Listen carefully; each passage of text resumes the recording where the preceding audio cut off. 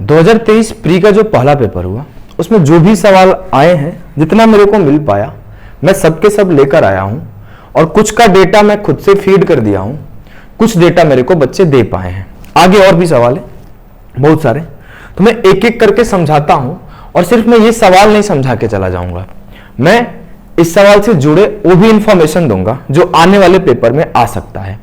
इस सवाल से आसपास के इंफॉर्मेशन, जो भी सवाल आएंगे उसके आसपास का इंफॉर्मेशन दूंगा, बहुत ज्यादा नहीं। और बताता हूं ये तो मैं आज दिन भर में जो 4 शिफ्ट होंगे उनके बातों सुनूंगा और उसके बाद शाम को मतलब रात के टाइम लगभग 8 बजे के बाद 8 PM में आप लिख लो, 8 PM में एक 30-40 क्वेश्चंस का मैथ्स का वीडियो दे दूंगा मेरे भाई। उस वीडियो को आप देख लेना, कल के पेपर में शायद आपके 2-4-6 मार्क्स के इंप्रूवमेंट हो जाए। हो सकता है कोई थ्योरम लड़ जाए, हो सकता है कोई क्वेश्चन आ जाए सेम, तो आपको बेनिफिट हो जाएगा।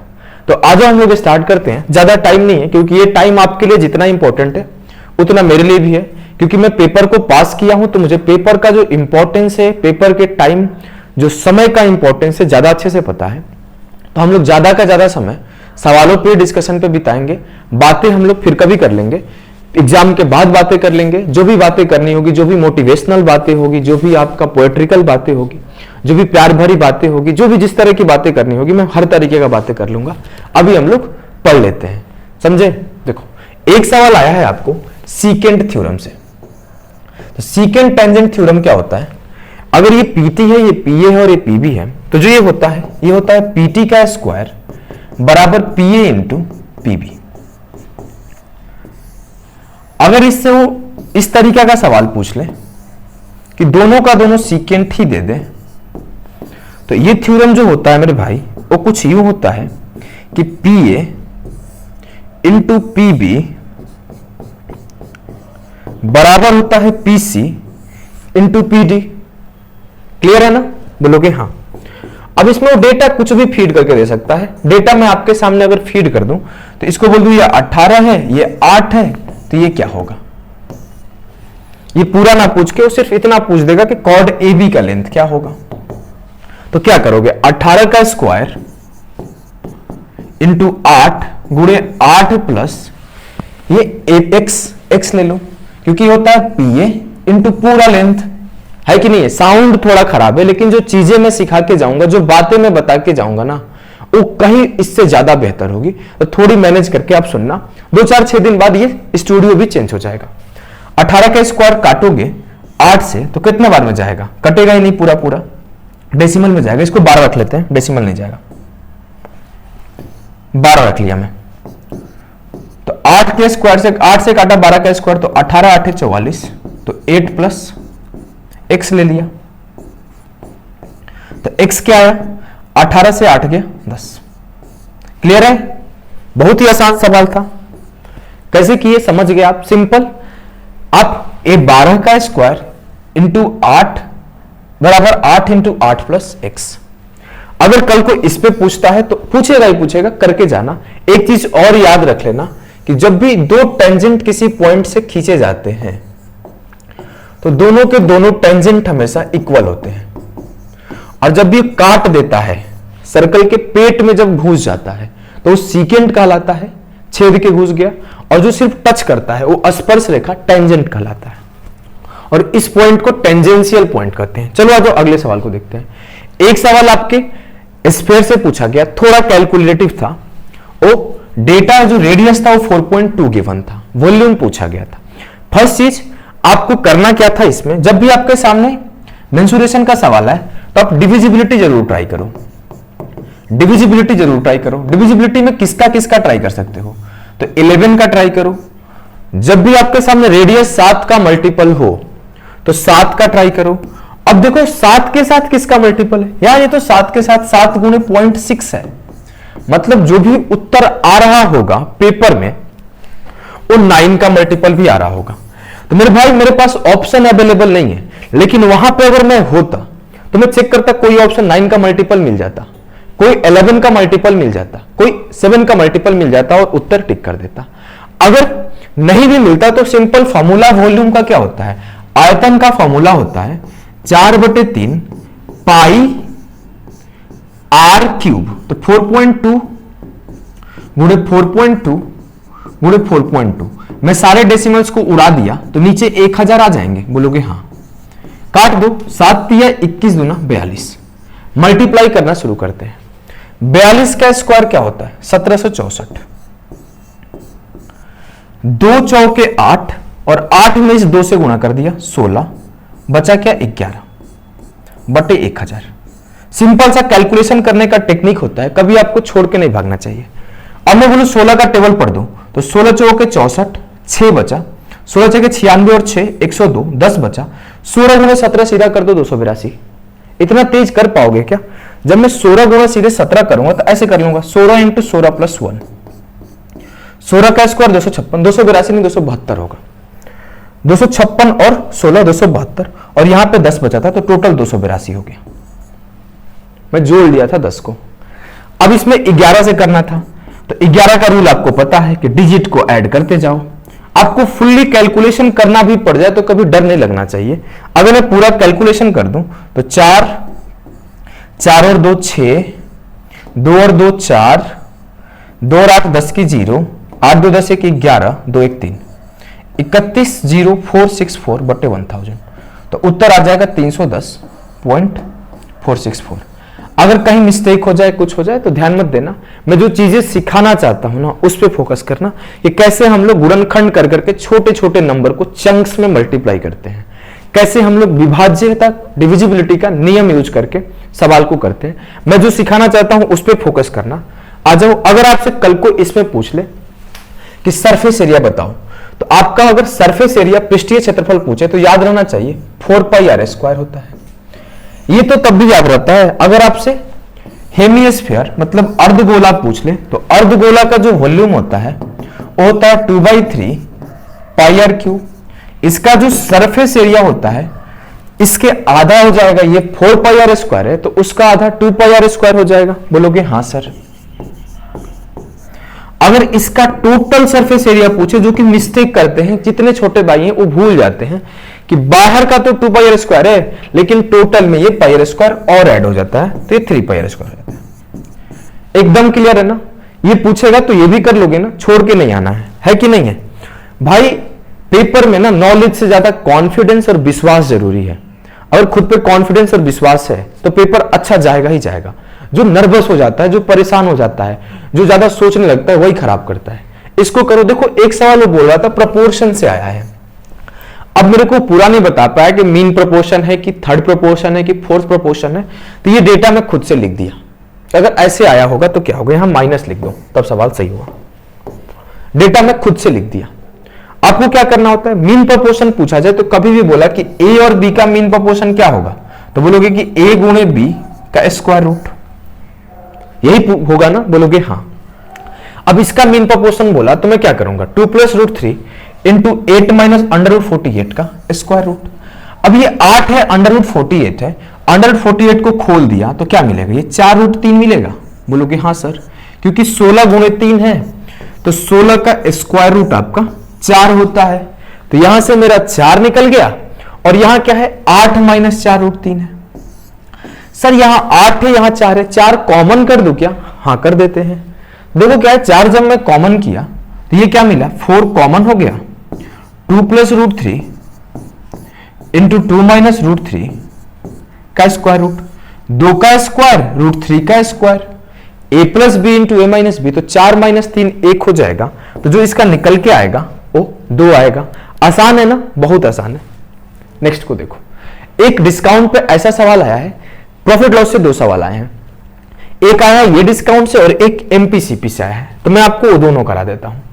देखो जब भी आपसे पूछे ना कि by 5 get 3 free, by 6 get 4 free, by 7 get 3 free, अब देखो इसका डेटा अलग हो सकता है, मैं पहले बोलता हूं।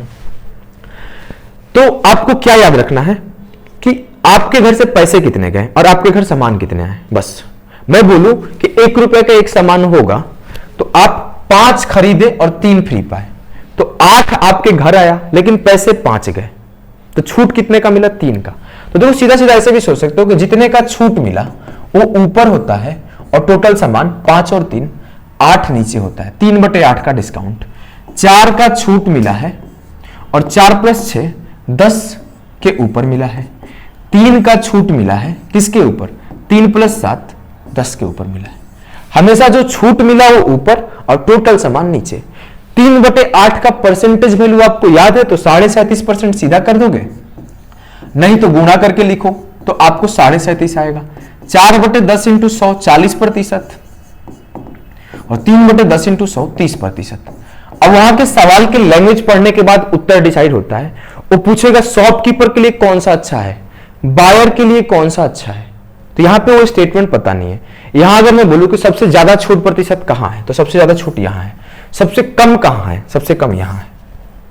ये दोनों चीज पूछा जा सकता था। एक सवाल आपसे पूछा गया है कि एमपी 25% ज्यादा है सीपी से, MP is 25% more than CP, और उसके बाद उसको सेल किया गया तो ना ही प्रॉफिट हो रहा है ना ही लॉस हो रहा है। After selling the article there is no profit nor loss, neither profit nor loss, then what is the discount percent? तो पूछा गया छूट प्रतिशत क्या होगा।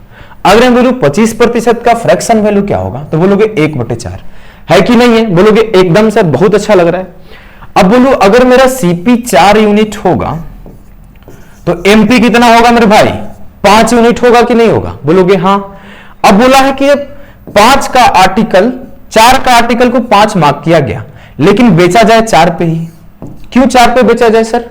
तभी तो ना फायदा होगा ना घाटा होगा। बोलोगे हाँ। तो कितने का डिस्काउंट है? 1 का। किसके ऊपर? 1/5।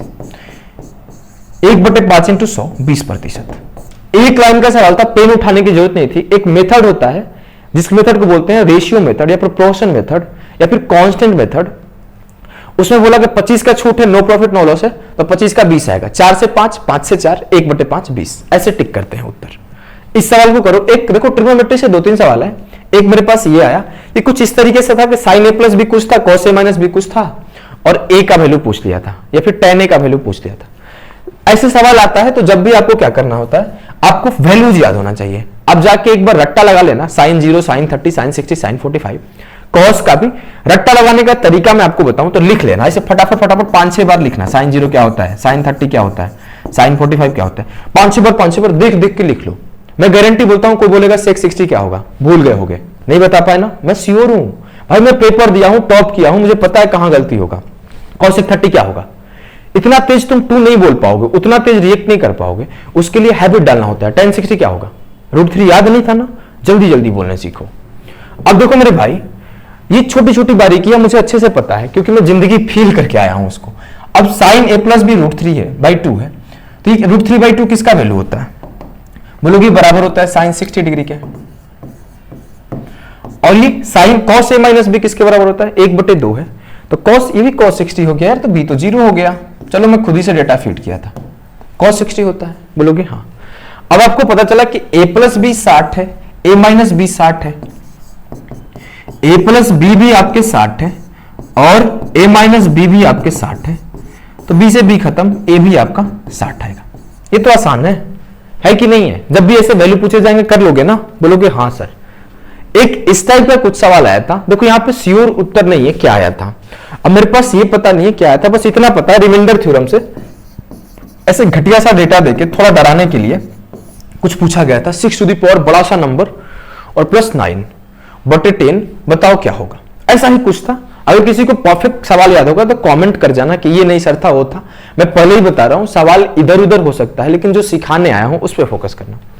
देखो आपको पता है ऐसे सवालों के लिए पेन भी नहीं उठानी है, पेन भी नहीं उठानी है। अब अगर 6 एनीथिंग है तो आपको पता है 6 x, y, z कुछ भी होता है, उसका जो यूनिट डिजिट होता है वो 6 ही होता है। एग्जाम्पल के लिए 6 का 1 6, 6 के पावर 2 36, 6 के पावर 3 216, 6 के पावर 4 कितना होता है? 36 का स्क्वायर 1296, 6 के पावर 5 देखो, 6 के पावर 6 देखो, 6 के पावर 7 देखो, जो यूनिट डिजिट आएगा 6 आएगा। अगर 10 से किसी भी नंबर को डिवाइड करोगे तो जो उसका यूनिट डिजिट होता है वही रिमाइंडर होता है। क्योंकि मैं बोलूं कि 10 से मान लो 2 3 5 6 7 को 10 से डिवाइड किया तो 7 रिमाइंडर आएगा। 5 7 8 9 6 4 को डिवाइड किया 10 से, 4 रिमाइंडर आएगा। 6 3 2 9 8 6 को डिवाइड किया 10 से, 6 रिमाइंडर आएगा। तो 6 के पावर एनीथिंग जो देगा वो यूनिट डिजिट 6 देगा। इसको 10 से डिवाइड करोगे तो ये रिमाइंडर 6 देगा और ये -1 देगा, तो 6 से 1 गया 5 उत्तर। क्लियर है? बोलोगे हाँ। एक सवाल ऐसा ही से आया था, बोला था कि 8000 को 5% से 4 साल के लिए दिया गया तो इंटरेस्ट कुछ आ रहा है, सेम इंटरेस्ट आ रहा है जब 10,000 को 4% के लिए 1 साल के लिए दिया जा रहा है, तो क्या होगा? देखो आसान भाषा में बोलूं तो क्या होता है इंटरेस्ट? P गुणे R गुणे T बटे 100, PRT परसेंट होता है। तो 5 चौक के 20% है किसका? 8000 का। 8000 का 20% कितना हुआ? 1600। अब यहां 1600 आना चाहिए, तो ये 4 गुणे 100 400 दे रहा है 1 साल में, तो 4 साल में आपको 16% देगा, 1600 देगा, x 4 साल हो जाएगा। नहीं समझ में आया? 5 गुणे 4 20%, 20 गुणे 8 1600 आना चाहिए। 1 साल में 400 दे रहा है तो 4 साल में 1600 देगा। भरबली करोगे सॉल्यूशन, भरबली। चलो आ जाओ अगले सवाल को करते हैं। एवरेज स्पीड से कुछ यूं सवाल था कि 120 किलोमीटर का डिस्टेंस है, 60 की स्पीड से मान लेते हैं कुछ गया है, मान लो कितना मान लो, चलो मैं 60 की स्पीड से 60 मान लेता हूं, 40 की स्पीड से 60 गया है, लेकिन उधर से रिटर्न जो आया है ना पूरा का पूरा 75 से आया है। तो बोला था एवरेज स्पीड क्या होगा? तो एवरेज स्पीड से एक सवाल फिक्स है, हर शिफ्ट में आ रहा है, लास्ट ईयर भी आया है, सीएचएसएल में भी आया है, तो अभी भी आएगा। सवाल कुछ यूं होगा, एवरेज स्पीड होता क्या है? तो ये होता है टोटल डिस्टेंस बटे टोटल टाइम। क्लियर है? बोलोगे हाँ। अब मैं बोलूं कि टोटल डिस्टेंस कितना गया, तो 120 किलोमीटर गया और 120 किलोमीटर आया, तो 240 उसका टोटल डिस्टेंस हो गया। टोटल टाइम कितना लगा होगा? तो सर पहले 60 किलोमीटर जाने में 60 की स्पीड से 1 घंटे का टाइम लगेगा, टोटल डिस्टेंस बटे टोटल टाइम। फिर अगले 60 किलोमीटर जाने में 40 की स्पीड से 1.5 घंटे लगेंगे, 60 बटे 40, और उधर से आया है 120 किलोमीटर 75 की स्पीड से। काटाकुटी कर लो, उत्तर आ जाएगा। अब देखो डेटा इधर उधर हो सकता है, ये 1 हो गया, ये आपका 3 बटे 2 हो गया, 20 3 60, 20 दूना 40, 15 5 75, 15 8 120, ये 8 बटे 5 हो गया, ऊपर 120 है। सॉल्यूशन किया, 5 दूना 10, 15 25 और 16 कितना हुआ? 41। नहीं समझ में आया? फिर से करता हूं। 10 एलसीएम हो गया, 5 दूना 10 यहां हो गया, 5 दिया 15 यहां हो गया, और 2 8 16 यहां हो गया, तो ये आपको मिल गया 120 बटे 10 प्लस 15 प्लस 16 बटे 10। 10 ऊपर जाएगा तो 1200 बटे 41 जो हुआ उसका एवरेज स्पीड हुआ 1200, हाँ 1200, या फिर 240 है ना, 2400 बटे 41, 2400 बटे 41। चिल्लाना मत अगर कहीं गलती कर दूंगा तो, क्योंकि ये पता नहीं, एक तो उल्टा पुल्टा डेटा है सवाल में, तो ऐसा गलतियां हो सकती है। देखो एक सवाल आया था ट्रेन से कि ट्रेन का लेंथ कुछ दिया था 900 800 जो भी दिया था, ब्रिज का लेंथ कुछ दिया था, बोला था कि ट्रेन का स्पीड ये है तो कितने सेकंड्स में पार कर जाएगी। तो ऐसे सवाल आते रहते हैं भाई। टोटल डिस्टेंस बटे टोटल टाइम, बस ध्यान क्या देना होता है कि ये मीटर में होता है, ये किलोमीटर पर आवर में होता है, तो गलती नहीं करना है, बस इतना ही ध्यान देना होता है और कुछ नहीं। तो टोटल डिस्टेंस कितना है? 900 और 700 1600 बटे टोटल टाइम कितना लगेगा? टोटल टाइम के लिए डिस्टेंस से स्पीड से डिवाइड कर दो, स्पीड आपका 36 है लेकिन किलोमीटर पर आवर में है, तो इसको मैं किस में बदल दिया? सेकंड्स में, मीटर पर सेकंड में। तो 5 बटे 18 से मल्टीप्लाई करता हूं, 18 दूना 36 और 5 दूना 10 कट गया, 160 सेकंड में ओवरब्रिज को क्रॉस कर जाएगी ट्रेन। कभी भी ट्रेन क्रॉस करती है तो ओवरब्रिज और ट्रेन दोनों का लेंथ को हम लोग कंसीडर करते हैं। इस सवाल को 2 सवाल पूछे गए थे आपके अलजेब्रा से। एक कुछ यूं पूछा गया था कि 4x square minus 1/7x square, कुछ भी हो सकता है, के पी जे जो भी मान लो कोई नंबर मानना है तो आप मान लो कि नंबर 56 होगा। अब वो बच्चा बोला कि इसका रिवर्स पूछा गया था 7x square minus 1/4x square, हो सकता है प्लस भी पूछा गया हो। तो अगर आप स्टूडेंट हो तो बताना इसका उत्तर क्या आएगा। मैं इसको सॉल्व नहीं कराऊंगा, इसका मैं बता देता हूं, इसका उत्तर आप कमेंट करके बताना अगर आप यहां तक देखे हो तो। अब ये 4 और 7 यहां है, 7 और 4 यहां है। अगर मैं बोलूं यहां 7 चाहिए तो मैं क्या करूंगा? यहां 7 से मल्टीप्लाई कर दूंगा। यार 7 से मल्टीप्लाई करता हूं सर तो 7 चौके 28 बना लेगा, अपन को तो सिर्फ 7 चाहिए, 4 से डिवाइड कर देते हैं। मैं दोनों साइड 7/4 से मल्टीप्लाई कर दिया। जब 7 से 4 से 4 कट गया 7x स्क्वायर, 7/4 से यहां होगा तो 7 से 7 कट जाएगा 1/4x स्क्वायर, 14 चौके 56, 14 7 98। क्लियर है? बोलोगे हाँ। अगर ये पूछा गया होगा तो ये उत्तर आ जाएगा। इसका वैल्यू बताना क्या आएगा? मस्त सवाल। अगर ये पूछा होगा तो समझ लो कि अच्छा सवाल पूछा है। टफ बोल सकते हो, थोड़ा टफ नहीं बोलो तो कैलकुलेटिव तो जरूर बोल सकते हो। कैलकुलेटिव नहीं बोलो, थोड़ा तो दिमाग यूज करने वाला सवाल पूछा होगा। अगर ये पूछा होगा, ये डेटा देकर ये पूछेगा तो थोड़ा दिमाग लगाना पड़ेगा। कोई ये देकर ये पूछता है तो अब करना इसको कि अगर ये आपको 56 दिया हुआ है तो इसका उत्तर क्या आएगा। एक सवाल ये पूछा गया था a प्लस बी प्लस सी के होल स्क्वायर पर कि a प्लस बी प्लस सी मान लो 8 वाट दे दिया था, ये मान लो 30 वाट दे दिया था, पूछा था ये क्या आएगा। तो आपको पता है कि जो a plus B plus C का होल स्क्वायर होता है वो होता है a square plus B square plus C square. लिख देता हूं मैं, a square plus B square plus C square plus 2 into A B plus B C plus C. लेकिन आपको जब भी ई फॉर्मूला है तो ऐसे मत करो, आप थोड़ा इसको तेज कर सकते हो। कैसे? 3 वेरिएबल है और 2 इक्वेशन है, सी को 0 पुट कर दो। जब मैं सी को 0 पुट किया तो a प्लस बी 8 है, a square plus B square 30 है, तो ए बी का वैल्यू क्या होगा? अब आसान हो गया? बोलोगे हाँ। जब भी 2 इक्वेशन और 3 वेरिएबल हो तो आप एक को 0 पुट किया करो, समझे? तो 8 का स्क्वायर 34 से 30 किया, कितना? 8 का स्क्वायर 64 से 30 किया, 34/2 17 उत्तर हो जाएगा एक लाइन में। क्लियर है? अब देखो एक सवाल ये पूछा था कि a टू b कुछ बड़ा है, ऐसे बोला गया था कि a 20% या 30%, कोई भी डेटा हो सकता है। चलो थोड़ा अच्छा डेटा मैं फीड कर देता हूं। a 16 सही 2/3% बड़ा है b से।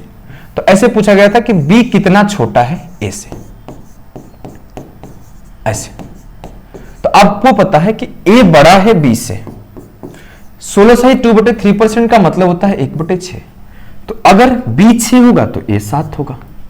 तो बोला गया कि a बड़ा है b से तो b छोटा कितने हैं a से। तो b कितना छोटा है? 1 छोटा है, किसके ऊपर? 7 के ऊपर। तो 1/7 का फ्रैक्शन वैल्यू तो अब तो याद होगा ना कि 14 सही 2/7% आता है। ये सब छोटी छोटी बातें होती है मेरे भाई।